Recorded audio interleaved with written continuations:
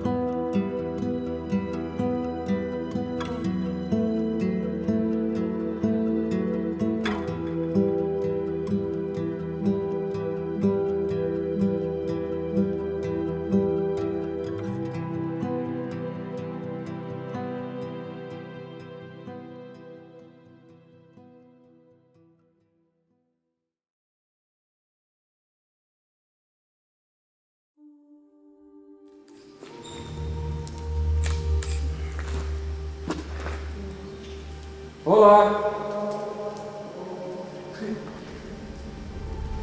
To je strašno. Evo nas u najtajnijem podzemnom aerodromu Željava, na granici današnje Republike Hrvatske i Republike BiH.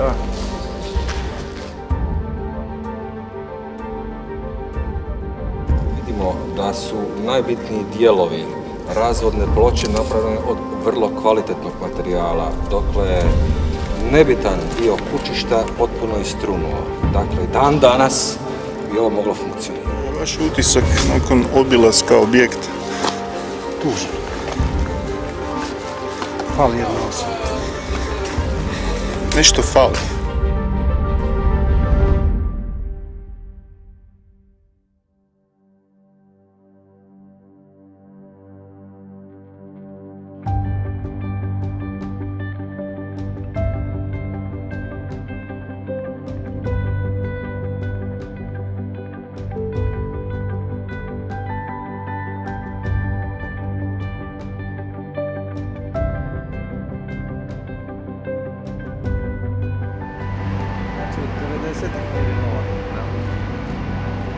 Još malo pa skoro 33 godine.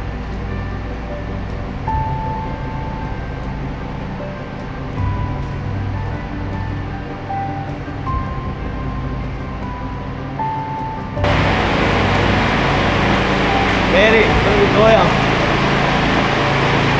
Nevjerovatno.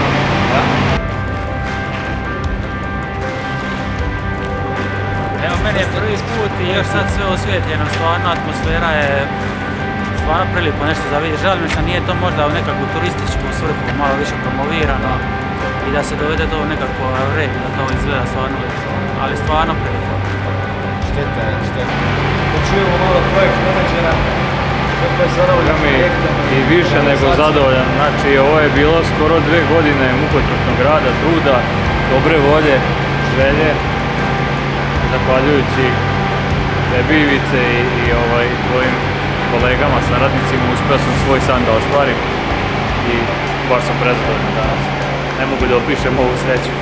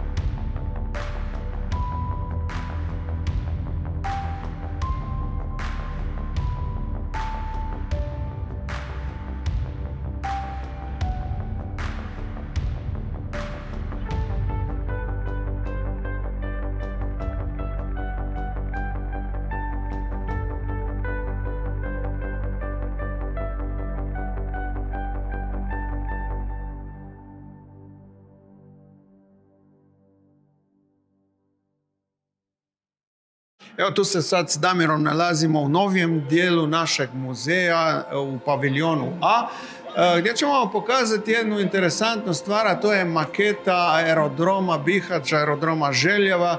Mi smo tu maketu dobili na stvarno interesantan način. Kristijan Slokar koji se bavi time je napravio tu maketu i došao kod nas, kaže da li bi vi bili zainteresirani da imate to u svom muzeju, pošto ja nemam gdje staviti, nemam mjesta u kući, stari mi pravi kobasice, nema ih kamo staviti, tako da smo to dobili na stvarno interesantan način, a velika nam je i jako bitna stvar za naš muzej. Željeva, jako sam sretan da imamo tu zvijezdu iz filma Houston, we have a problem, pa ćeš nam nešto reći oko toga i oko Željeve.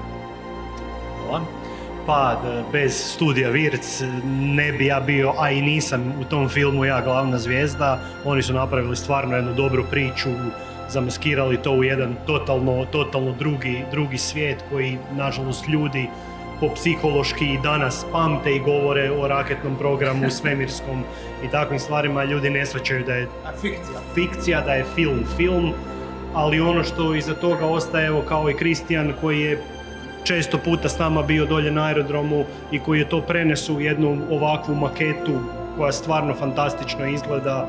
Mislim, same pohvale, pogotovo što je napravio takvo djelo da je vama ustupio to, jer vam je ovo vjerovatno jedan od pošten eksponat u ovom muzeju kojeg svakako treba pokazati.